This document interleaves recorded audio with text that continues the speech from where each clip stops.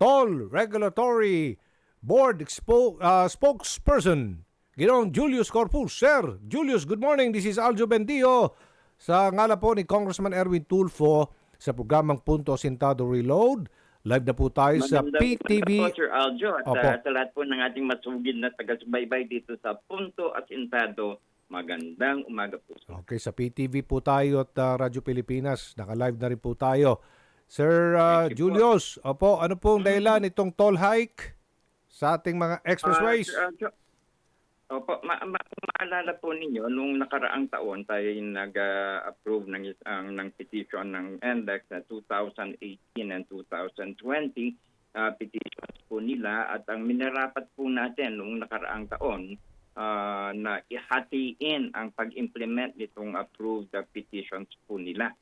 So noong June of 2023, yung unang kalahati po ay pinatupad na. Ito na po yung final at final and the second tranche of the previously approved consolidated petition po nila.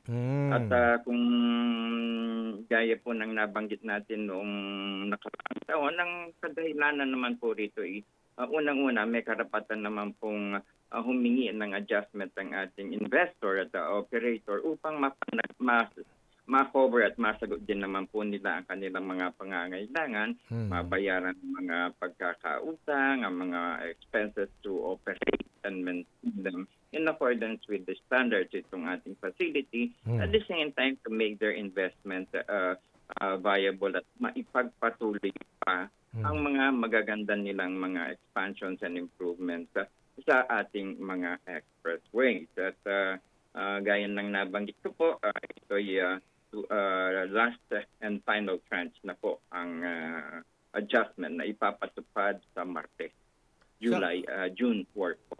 Sa ngalan po ng mga nakaka-afford na dumaan po dyan sa NLEX, sa ngalan po ng mga motoristang pabor naman dito sa toll hike na ito, pero ang tanong nila, wala namang problema, basta't maganda ang serbisyong pwedeng ibigay ng mga expressways.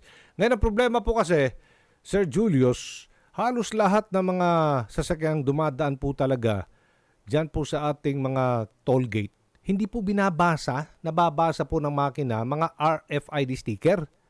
Opo, kaya ito po yung sanhi. Pansin ko lang kung bakit nagkakabuhol-buhol ang traffic sa mga toll gates.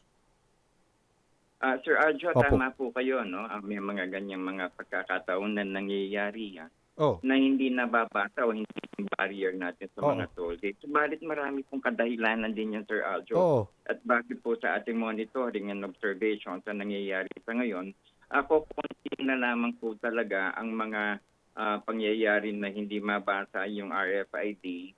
At ang dahilan ay because the RFID sticker is not good anymore, o kaya yung meron pa rin konting problema yung sistema. Pero ang pinakamalaking dahilan po, Sir Aljo, ay actually marami po sa ating mga motorista na pagka po kasi dumaan sa kanila sa ating mga toll gates, kulang po yung load. So talagang hindi po aakyat yung barrier kung ganun po ang sitwasyon. Kung minsan naman po, yung sabi nga, yung sticker nila na dapat kasi kailangan, hindi naman po habang buhay yung sticker, yung RFID sticker, kailangan din pong i-check yan kung it is in good healthy condition. Kaya kailangan din pong palitan yan kung sa nagkakaproblema na. Ganun pa man po, Sir Aljo, yung mga panak-anakang problemang nangyayari pa rin, no, na tungkol dyan, ay binibigyan naman po ng pansin ng hindi lang ng toll operator, ng investor, pati na rin po ang ating tanggapan, at meron tayong mga programang nakalatag dyan at inaayos dyan, gaya ng interoperability at saka cashless, at yung barrierless na dapat ipatupad by November. November na ho yun? Yung barrierless by November na. Tsaka mag-i-start po tayo, Sir Aljo. Bali, phase by phase po ang implementation ng barrierless, which is a very good solution, no? Opo.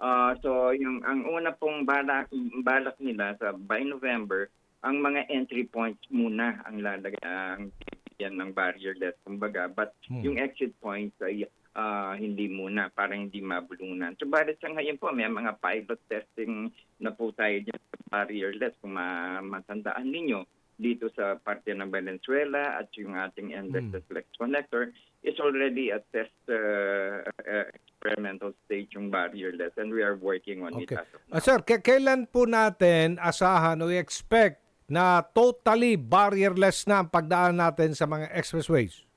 Kailan ho yan? Isa hong bagay yan na pinag-uusapan pa sa ngayon, no? But it's yung pong implementation schedule kasi, Sir Aljo, by November, ito yung some expressways will start having barrierless entry. Then batch by batch po yan, phase by phase, para hindi naman po mabulunan o masira yung ating programa. Okay, maganda po yan. So, iisa na lang din na sticker ang ating gagamitin. Kailan ho ito, sir? Sa lahat ng mga expressways. Ang dami kasing card eh. Opo, yan po yung interoperability Nalilito ako project minsan, natin, sir. Aljo. Opo, sasakyan ko. Ang daming card dito. Ano ba ito? Go ahead po. Opo, yan po ang program na yan, yung interoperability project. Ang hangarin one sticker, one account. Yan.